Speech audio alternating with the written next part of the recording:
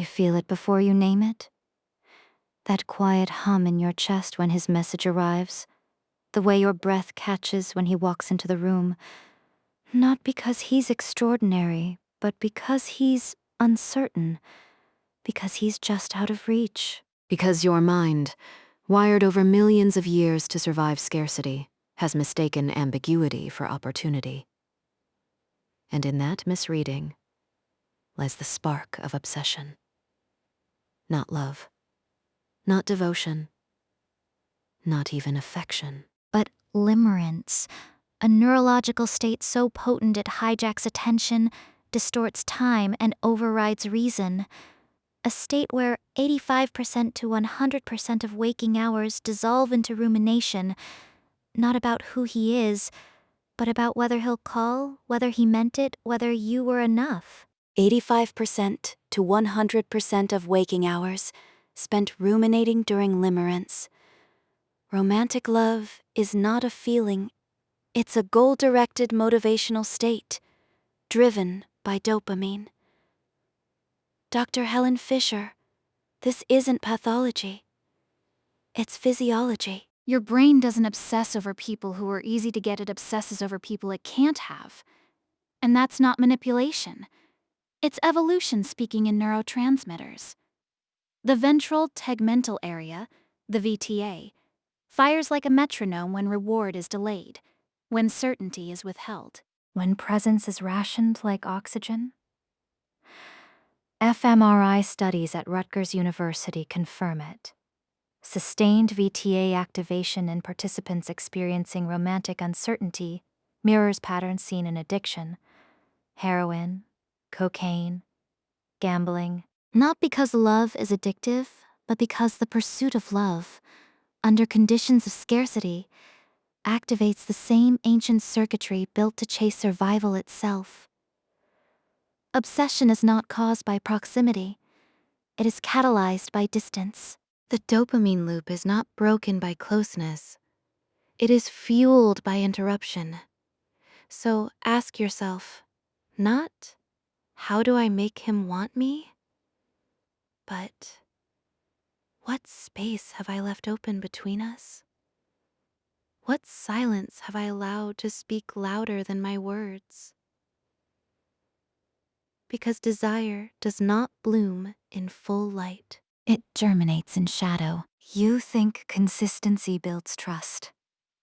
You believe reliability breeds loyalty. You assume showing up, always, fully, without pause, will anchor him to you. But here is what neuroscience quietly reveals. Routine pleasure reduces dopamine receptor density by 18% in longitudinal primate studies. Predictable rewards cause rapid desensitization. The brain stops lighting up, not because it no longer cares, but because it no longer needs to. Slow motion footage of rain falling on glass, ripples distorting reflections. A pigeon in BF. Skinner's 1953 lab pressed a lever 3 times more often, and with greater intensity when food arrived unpredictably than when it arrived every 30 seconds. The same neural hunger lives in us. 3x lever presses under unpredictable reward schedules. The brain doesn't crave certainty. It craves the pursuit of reward. Dr. Wolfram Schultz. This is not cruelty. It is calibration. Think of Maya R., 29, NYC, documented in a 2024 clinical log. Her partner texted inconsistently. 0 messages one day, 5 the next, none for 48 hours, then a voice note at 2:17 a.m. She didn't feel abandoned. She felt activated. Her cortisol spiked, not from stress, but from expectancy. Her prefrontal cortex quieted, not from confusion, but from surrender to anticipation. She began rewriting conversations in her head, rehearsing responses she'd never send, mapping his moods like weather systems. That is not instability. That is intermittent reinforcement. A behavioral principle so powerful it shapes addictions, stock markets, and now your intimacy. Scarcity is not withholding love. It is protecting the sacredness of your presence. Consistency, desensitization, diminished dopamine response, emotional flatline. You are not trying to confuse him. You are refusing to become background noise. You've been told intimacy deepens connection. And it does, until it doesn't. Until the very thing that once made you feel safe, his familiarity, your shared language, the ease of knowing his coffee order, begins to dull the erotic charge. Because desire is not drawn to sameness. It is magnetized by otherness, by the uncharted terrain behind his eyes, by the mystery he carries, not as a flaw, but as a boundary. In the Kibbutz study, 1954 to 1972, 2,769 marriages were analyzed. Only 3 occurred between peers raised together from infancy. Shared childhood erased erotic tension, not through lack of affection, but through absence of separateness. 92% of couples in Dr. Esther Perel's 2017 intimacy study reported diminished eroticism over time. Desire is longing for what is not present. Dr. Esther Perel. This is the erotic synapse, a term coined by NYU Langone's Sexual Health Clinic in 2021. Eroticism requires a gap to cross, a threshold, a door slightly ajar, not wide open. When 2 people become one, the synapse collapses. There is no voltage without separation. No spark without resistance. The erotic synapse is not a physical space. It is the psychological distance required for electricity to arc. You don't lose desire because you stop loving. You lose it because you stop being perceived as distinct.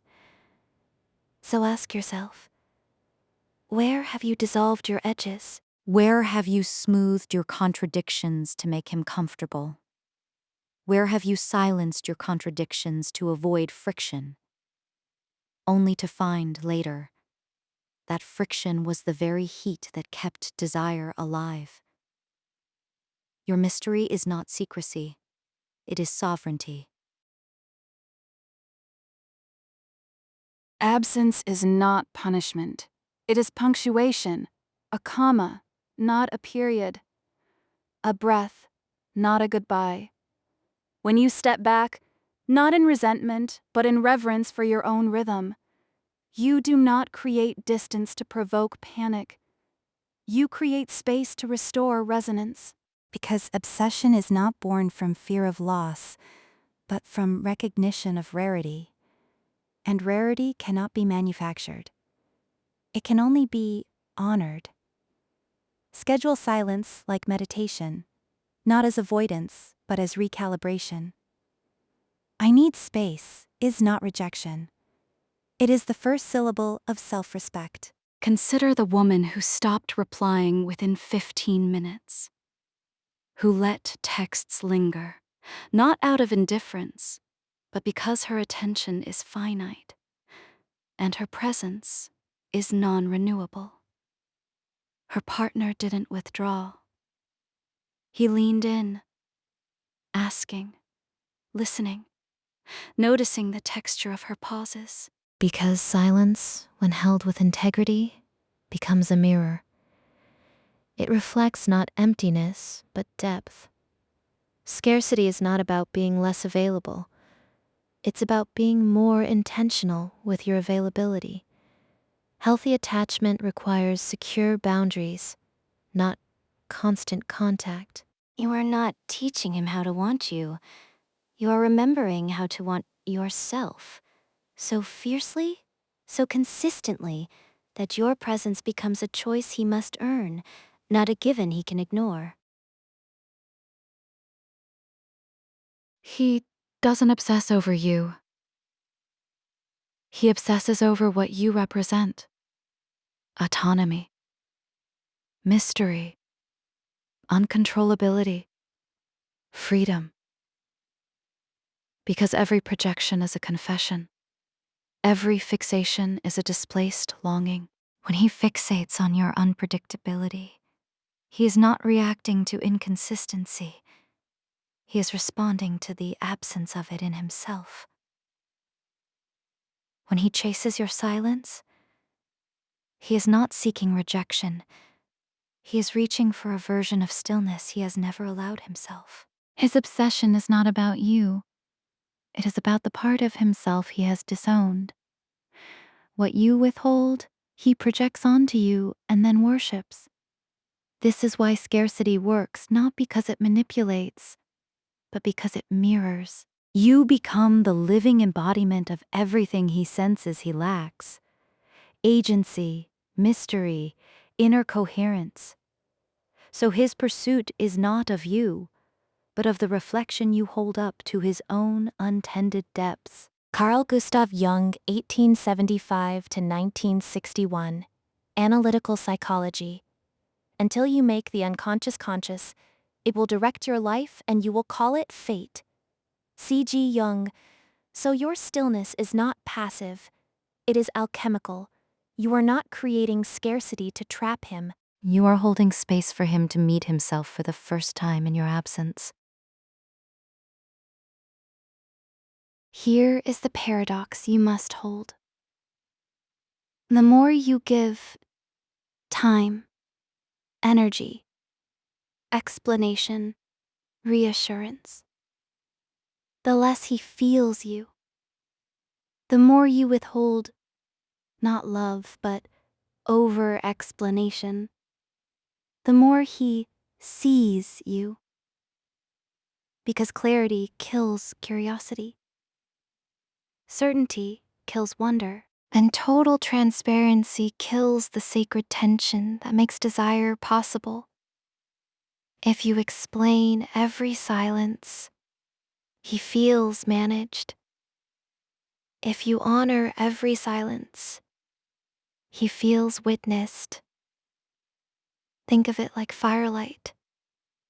Too much illumination reveals every crack in the wall, every flaw, every dust mote. But low flickering light invites imagination. It lets him fill in the gaps with reverence, not assumption. With awe, not analysis. Scarcity is not deprivation. It is curation. His ego doesn't crave your validation. It craves your unavailability, because it confirms he is not the center of your universe. You are not shrinking to make him bigger. You are expanding to hold space for both of you to breathe. There comes a moment, quiet, unannounced, when scarcity stops being a strategy and becomes a stance. When your pauses are no longer calculated but calm. When your boundaries are no longer negotiated but named. When your presence is no longer offered as currency, but extended as gift. That is the threshold. Not where he begins to obsess, but where you stop needing him to. Scarcity transforms into sovereignty the moment it ceases to serve his desire and begins to serve your wholeness. You are not scarce because you're withholding. You are scarce because you are whole, and wholeness cannot be consumed. This is not detachment. It is devotion to yourself. And in that devotion, something shifts. His obsession softens not into indifference, but into reverence. Not because you changed him, But because in honoring your own rhythm, You gave him permission to honor his. Let us return to the beginning, not with a formula, but with a truth. You were never meant to make him obsess. You were meant to become so unmistakably yourself that his attention becomes not a conquest, but a convergence. Scarcity is not a weapon. It is the natural consequence of a life lived with intention, of choosing rest over reactivity, of honoring silence over performance, of trusting your own timing more than his expectations. The most magnetic form of scarcity is not absence. It is alignment. You do not attract obsession by becoming elusive. You attract reverence by becoming undeniable. So go gently. Pause deliberately. Speak sparingly. Hold your boundaries like altars, not barricades. Because the art of intense scarcity is not about making him chase you. It is about remembering deep in your bones that you are already whole, that your presence is not currency, it is covenant. If this resonated, if you felt the quiet shift in your chest as you read it, subscribe.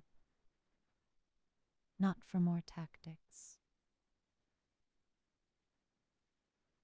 but for more truth.